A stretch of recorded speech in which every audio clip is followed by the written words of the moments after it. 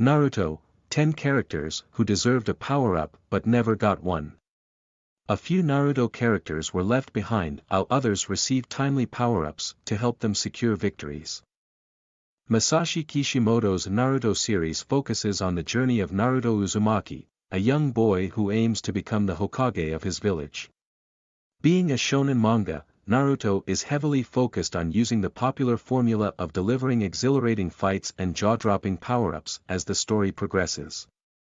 While the cast of Naruto is certainly incredibly diverse, not every ninja has received the power-ups that they deserve in the story. In fact, Kishimoto neglected a lot of his popular characters, especially as the story headed toward its conclusion. 10. Neji started off strong but never received any major power-up. Neji was one of Konoha's brightest shinobi, having been labeled a genius at the Hyuga's special taijutsu several times in the story. He was the first of the Konoha 11 to become a Jonin, which just goes to show how skilled he truly was. Neji's Byakugan abilities were fully explored in the first half of the story, and fans expected him to reveal new powers after the time skip. Unfortunately, Neji was never focused enough on by the author to demonstrate whether he learned any new techniques or not, and he eventually ended up dying. 9. Temari was never a major part of the Naruto story. Tsunagekyou's Temari was shown to be quite skilled with her giant fan from her early days as a ninja. During the Chunin exams, she managed to defeat Tenten with rather ease. After the time skip in Naruto, she had already progressed to the rank of a Jonin and had surpassed even Shikamaru Nara.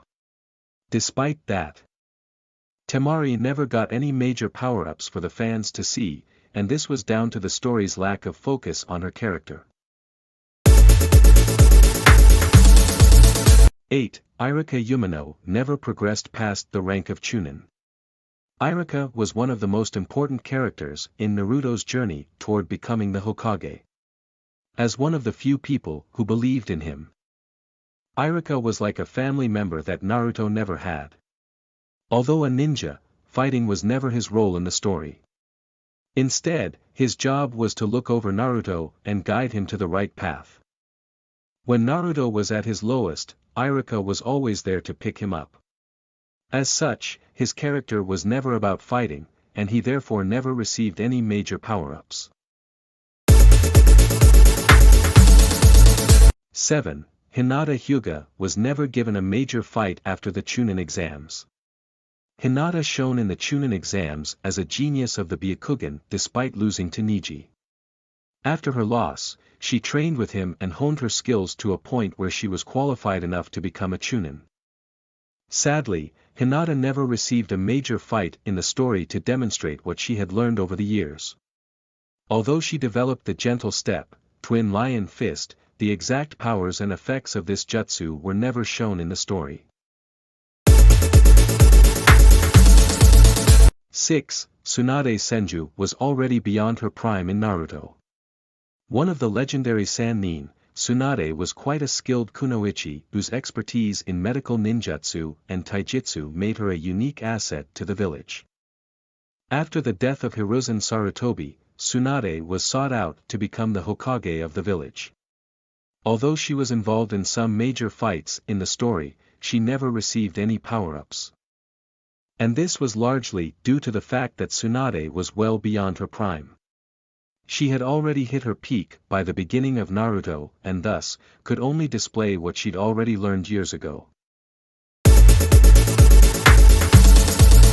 5. Orochimaru's body kept getting weaker over time.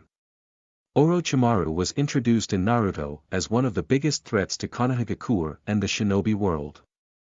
Although powerful enough to kill even some Kage, he could never properly make his mark on the age of shinobi because of his body's limitations.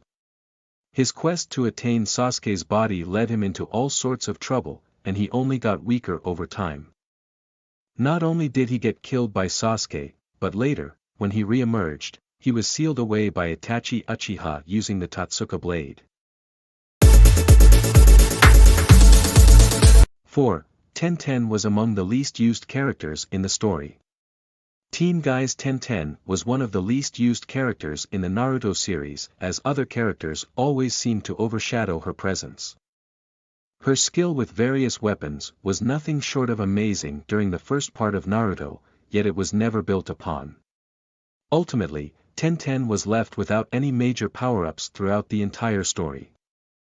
Although she's improved as a shinobi, fans have yet to see what she's truly capable of even in Boruto. 3. Enko wasn't given room or time to grow. Enko was once a student of Orochimaru, under whom she learned a tremendous amount of powerful jutsu. Her talent was once acknowledged by the Sannin himself. However, her progress as a ninja was rather underwhelming. What's more, Enko was completely cast aside once she was captured by Kabuto Yakushi. Consequently, she was never in any major fight and thus didn't receive any power-ups. 2. Kurenai was one of the most underwhelming jonin in the village. Kurenai was the leader of Team 8 and a young jonin thought to hold great potential. Although she was said to be very skilled, especially in the ways of genjutsu, she hardly ever got to show it to the fans. In Naruto Shippuden, Kurenai was pregnant with Mirai Sarutobi for the most part and, thus, didn't participate in the Fourth Great Ninja War. As such, she never influenced the story in any major way and didn't receive any power-ups either. 1. Gaara lost the power of Shikaku, got weaker.